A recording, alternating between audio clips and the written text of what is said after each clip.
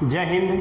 आज गोली दर्पण की फोकस दूरी और वक्रता त्रिज्या में संबंध ज्ञात करेंगे। ठीक है, तो देखो यह है गोली दर्पण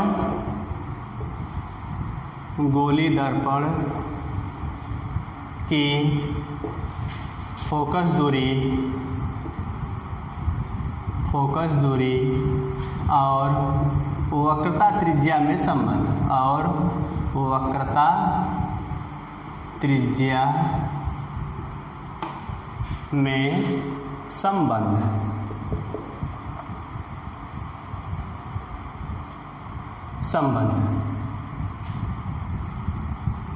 ठीक है। अब जैसे मान लेते हैं कि यह एक दर्पण है, और यह दर्पण जो है आपका वह क्या है, किस टाइप का दर्पण है देख रहे हैं हम सब कि गोली दर्पण के रूप में हम सब जो लिए हैं वह क्या लिए, अवतल दर्पण के रूप में लिए हुए हैं। तो और यह अवतल दर्पण का मुख्य अक्ष है, यहाँ मान लेते हैं कि यह क्या है, ध्रुव P के रूप में है। और यहाँ इस टाइप से देख लें हम सब कि मुख्य अक्ष के समांतर किरणें जो आ रही हैं वो परावर्तन के पश्चात जो है इस टाइप से बाहर निकल रही हैं। और आपको पता है कि अगर मुख्य अक्ष के पैरेलल है, समांतर है, तो परावर्तन के पश्चात फोकस बिंदु से जो है कि जाती हैं, गुजरती हैं। यह पॉइंट या फोकस बिंदु F है। ठीक, और उसके बाद मान लेते हैं कि ये देखो इसका जो है यह क्या है, अभिलंब जो किस पर होता है, वक्रता केंद्र C पर है मान लेते हैं। ठीक है, तो परावर्तन के नियम से यहाँ मान लेते हैं कि कोई है किरण, यहाँ नाम दे देते हैं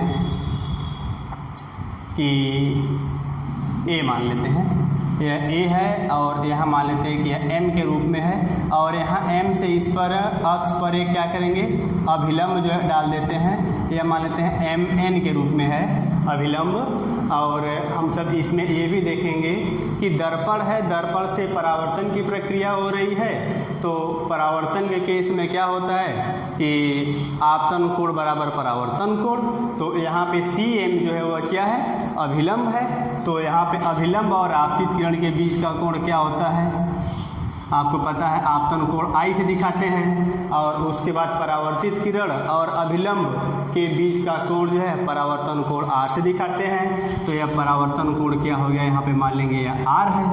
ठीक, और उसके बाद इसमें हम सब ये भी जो है कि देख रहे हैं कि यहाँ पर देखो, चूँकि परावर्तन के नियम से क्या होता है, कोण I बराबर कोण R। अपने को पता है कि परावर्तन के नियम से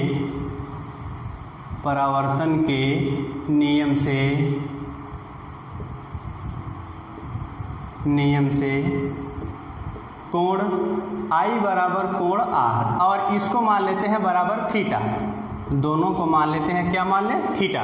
तो ये I भी आपका क्या होगा, थीटा हो जाएगा, और R भी क्या होगा, थीटा हो जाएगा।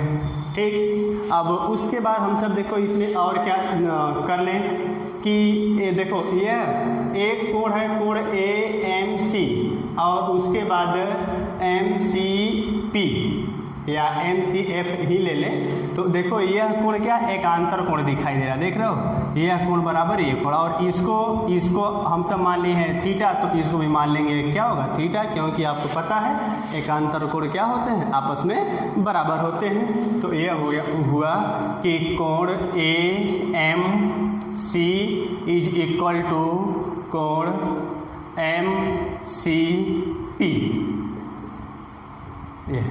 यह इज इक्वल टू थीटा, क्योंकि एकांतर कोण है, एकांतर कोण भी क्या होते हैं, आपस में बराबर होते हैं। ठीक, यह एकांतर कोण के रूप में है। ठीक है, और उसके बाद ये भी जो है देख रहे हैं हम सब कि एकांतर कोण देखो ये भी दिखाई दे रहा है ना कि AMF और MFP, मतलब यह टोटल यह इसके बराबर हो जाएगा।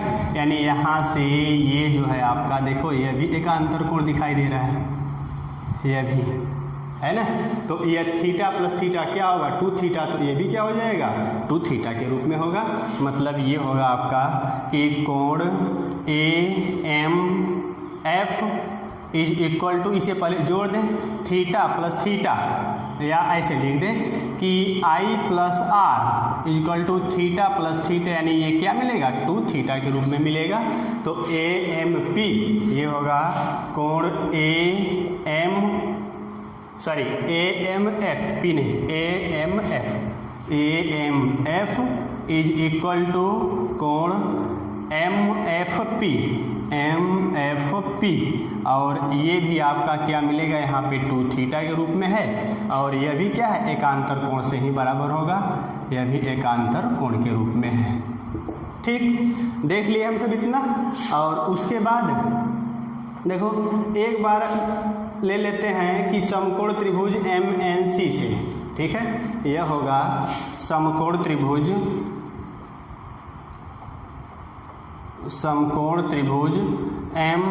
MNC से क्या कर ले कि tan theta is equal to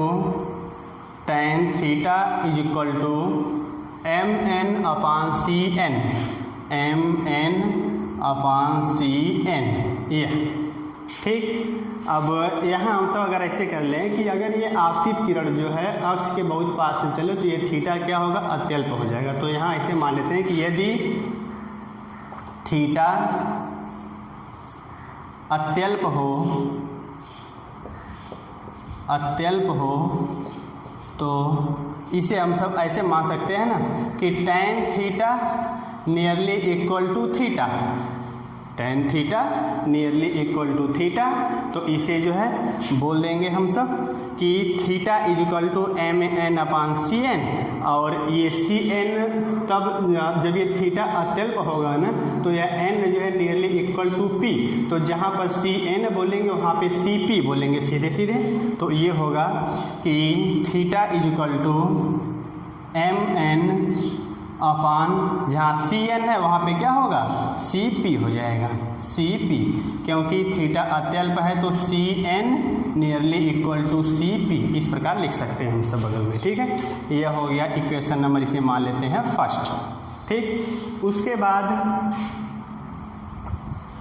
बाद देखो अब ऐसे ही एक बार और ले लेते हैं कि इस पर ले लें कि एक समकोण त्रिभुज आपको और मिल रहा है। जब यह MFP जो है आपका MFP 2 थीटा हो गया तो यह एंगल क्या मिले आपको 2 थीटा के रूप में मिलेगा।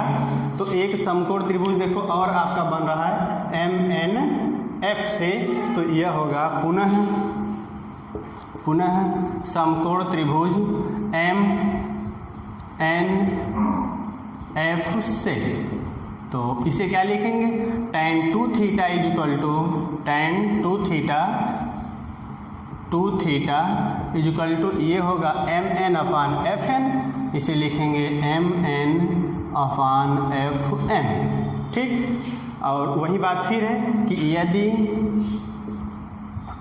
यदि थीटा अत्यल्प है या 2 थीटा अत्यल्प है तो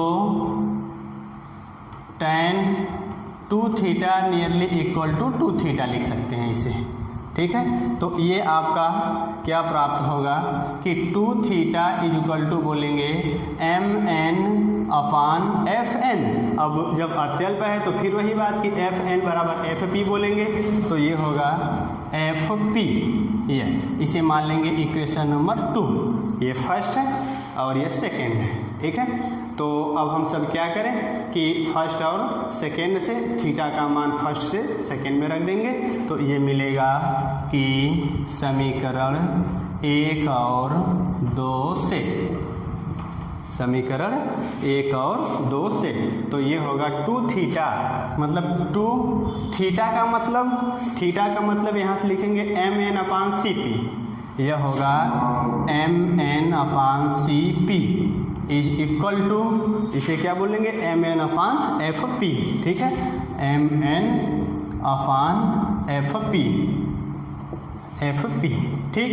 तो यह MN जो है MN से कैंसिल होगा, ये आपको मिला कि 2 upon CP is equal to 1 upon FP, इसे लिखेंगे CP is equal to 2FP। अब अपने को पता है CP क्या है, CP का मतलब ध्रुव से वक्रता केंद्र के बीच की दूरी वक्रता त्रिज्या r के रूप में होती है। यहाँ से ये डिस्टेंस जो है वह क्या है, r के रूप में मिलेगा आपको। और उसके बाद FP का मतलब कि फोकस बिंदु और ध्रुव के बीच की दूरी क्या होती है, फोकस दूरी f होती है। तो ये होगा यहाँ से यह डिस्टेंस जो है इसको मान लेंगे यह फोकस दूरी f है। तो इसे क्या लिखेंगे, CP that is r is equal to FP मतलब f यानी 2f, r बराबर 2f, अर्थात क्या होगा, गोली दर्पण की वक्रता त्रिज्या जो प्राप्त होती है वह फोकस दूरी की 2 गुनी होती है। या इस प्रकार से भी बोल सकते हैं घुमा करके कि फोकस दूरी जो है वक्रता त्रिज्या की आधी होती है, यानी f is equal to r/2 मतलब फोकस दूरी गोली दर्पण के वक्रता त्रिज्या की आधी होती है। ठीक है, क्लियर, धन्यवाद।